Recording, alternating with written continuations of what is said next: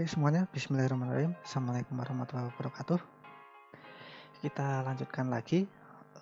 Sebelum kita beranjak ke praktek, tentunya ada beberapa hal yang perlu kita install ya, yang perlu kita tanam di komputer kita. Yang pertama adalah IDE. Apa itu IDE? IDE itu Integrated Development Environment. Nah, contohnya di sini adalah nanti kita akan pakai IntelliJ. Nah, kalau yang belum tahu dengan IntelliJ ya, kita cek seperti ini. Tampilannya nanti IDE ini itu kurang lebih untuk IntelliJ itu mirip dengan Android Studio.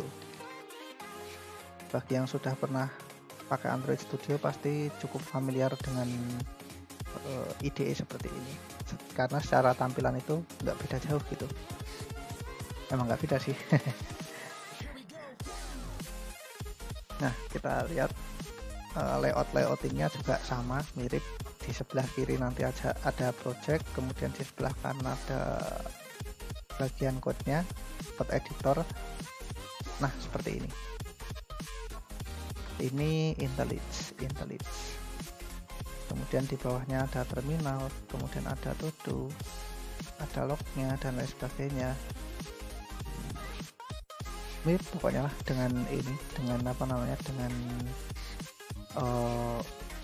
Android Studio. Bagi yang pernah pakai Android Studio pasti paham lah.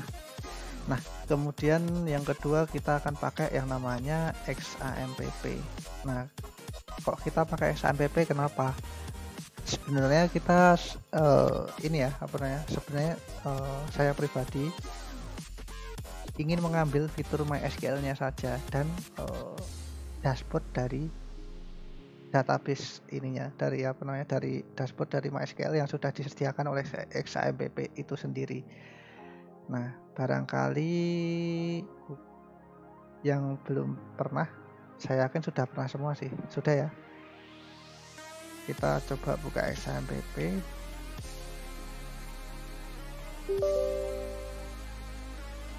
Nah, ini kita start dulu. Apache ini untuk server ininya, untuk server server aplikasi, server dashboardnya. Jadi nanti kita buka PHP MyAdmin, kemudian MySQL itu untuk server database-nya. Coba kita buka localhost portnya 80, localhost 280. Oke, di sini saya seragamkan pakai SQL semua ya, pakai MySQL semua. Kok saya pilih XAMPP, kenapa? Karena di sini sudah disediakan PHP MyAdmin. Kita klik. Nah, ini kita jadi punya beberapa database dan kita bisa mengaksesnya lewat dashboard yang sudah disediakan oleh XAMPP ini. Jadi cukup mempermudah kita dalam proses pembelajaran. Saya harap seperti itu. Kalaupun misalkan mau pakai PostgreSQL boleh, tapi untuk keseragaman saja akan lebih mudah kalau misalkan kita pakai ini. Apakah database itu cuma MySQL aja? Sebenarnya ada banyak database, gak cuma MySQL aja. Ada NoSQL, misalkan MongoDB gitu. Tapi kita nggak akan pelajari itu. Kita akan mempelajari itu di lain kesempatan. Tapi untuk sekarang kita fokus ke database SQL dulu. SQL apa, masih ingat? Structured Query Language. Nah, sekarang yang ketiga adalah Java. Yang ketiga, pastikan dulu kita sudah menginstal Java. Nah, coba kita lihat kalau misalkan kita pengen ngecek Java-nya sudah diinstal atau belum. Nanti bisa kita cek di sini ya. Kita buka drive C atau drive apapun itu yang tempat Java kita diinstal gitu. Biasanya di sini sih. Kalau saya biasanya di drive C, program files, kemudian Java. Nah, di sini kita akan melihat beberapa beberapa JDK yang sudah saya JDK atau JRE yang sudah saya install. Biasanya ada beberapa, nggak cuman satu ini aja kalau saya, tapi kalau saya karena sudah pada dihapus ya tinggal yang ini aja, tinggal yang 1.80171. Nah, coba dipastikan di CMD command prompt ya, Java main version. Nah, ini tandanya bisa jadi menjadi sebuah pertanda bahwasanya kita sudah menginstal Java JDK di komputer kita. Nah, kalau ternyata belum keluar seperti ini, apa yang harus dilakukan? Yang harus dilakukan adalah ini. Kita set variabel Java home di di komputer kita. Nanti bisa akses javatutorial.net, set Java home Windows 10, atau mungkin kalau nggak pakai Windows 10 ya tinggal diganti aja setting di Google, mungkin Windows 7 kak, apa Windows 8 kayak gitu, nanti ada kok. Nah, kalau ternyata belum muncul ya itu tadi ya, kalau misalkan sudah muncul ya sudah, setelah di set nanti boleh di restart komputernya, kemudian diulangi lagi Java main version, harusnya muncul seperti itu. Nah, yang selanjutnya perlu kita install adalah ini Javanya JDK. Downloadnya di mana? Kalau JDK itu, JDK bisa kita download di sini sih biasanya, di Oracle.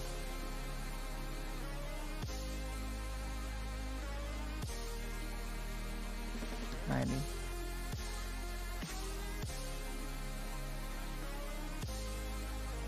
atau mungkin JDK 8. Nah, ini ada banyak banget tuh, tinggal pilih. Kalau mau pakai yang Windows ya mungkin yang ini, yang Windows X64 installer gitu.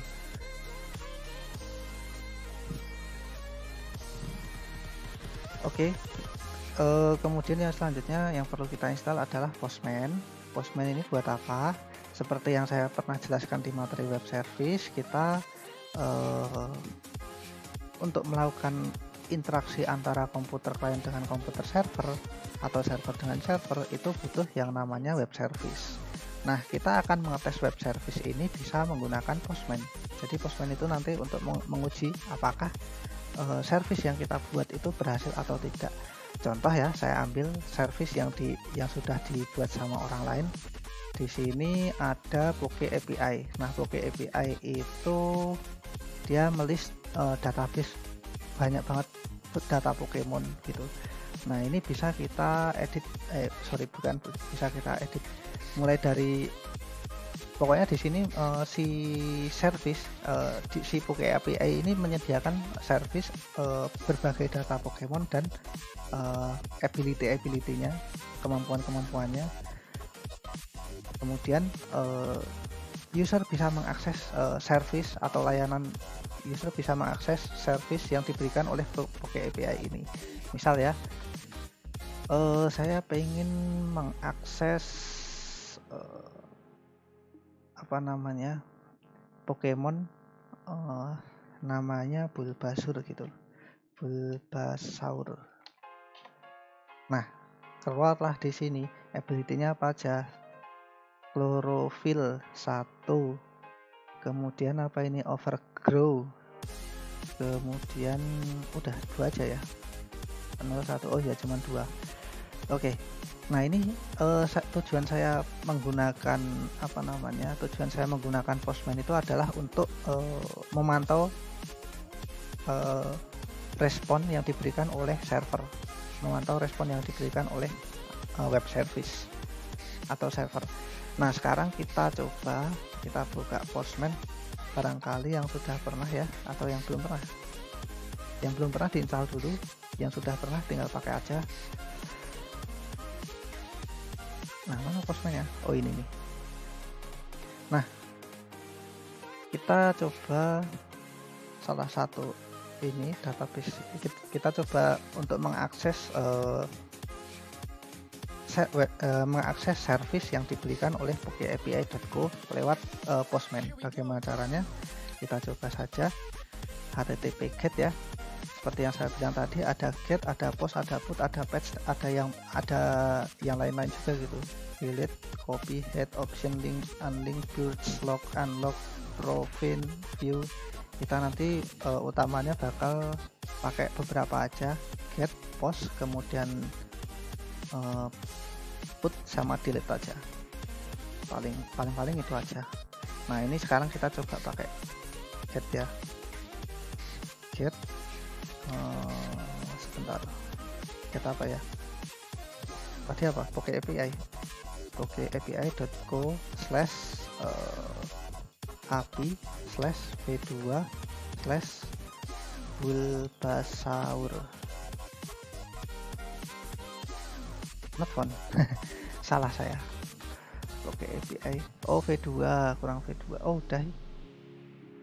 Pokeapi.co Pokemon kurang Pokemon /Pokemon/Bulbasaur. Nah, ini hasil JSON-nya. Jadi kita merequest ke server dengan alamat ini dengan menghit. Kalau yang pernah ini ya, pernah belajar materi yang sebelumnya, kita sudah mencoba untuk mensimulasikan bagaimana cara kerja web API, web service, atau RESTful API atau RESTful web service. Nah, seperti ini kita ngehit alamat tertentu yang diberikan oleh server melalui web service dengan metode HTTP GET. Kemudian alamatnya ini, servisnya adalah Pokemon dengan nama Bulbasaur. Oke, kita send, hasilnya seperti ini. Responnya adalah seperti ini. Kemampuannya apa? Kemampuannya huruf V1, atau misal atau kemudian kemampuan keduanya adalah overflow. Atau misalkan kita coba Pokemon yang lain yang pernah kenal apa? Ditto ya. Ditto. Nah, ability-nya imposter, kemudian limber, ada namanya yang limber gitu, atau mungkin yang lain ya, misalkan Charizard. Nah, ability-nya solar power, blaze, dan lain sebagainya, dan berbagai detail yang disediakan oleh web service itu sendiri ya, kayak gitu. Nah, kita boleh pakai contoh lain, misalkan, nah, iseng-iseng nih, kalau namanya ternyata nggak ada gimana? Nah, misal Pokemon ASDKJF gitu, ada nggak nih? Not found. Nah, ini respon yang diberikan oleh server. Not found statusnya apa? 404. Ini statusnya not found gitu. Kalau kita cek lagi, misalkan yang lain ya, Mewtwo, ada nggak? Oh, nggak ada. Mewtwo tulisannya gimana sih? Apa saya lupa ya?